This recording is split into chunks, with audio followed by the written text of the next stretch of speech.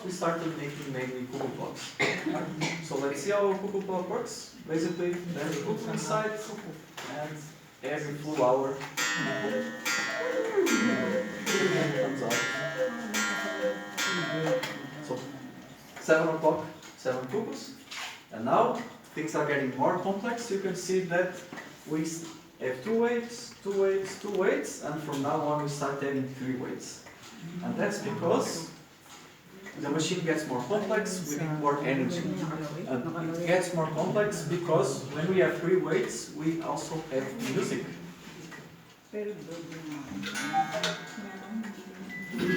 Right? First of all is the cuckoo, and then the music.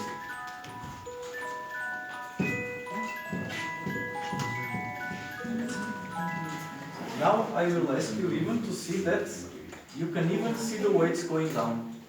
And you know which weight is doing what. You know their function. So here, for the cuckoo, and then this one for the music. And that basically means that the first one is for the clock. It also needs a specific weight. Okay?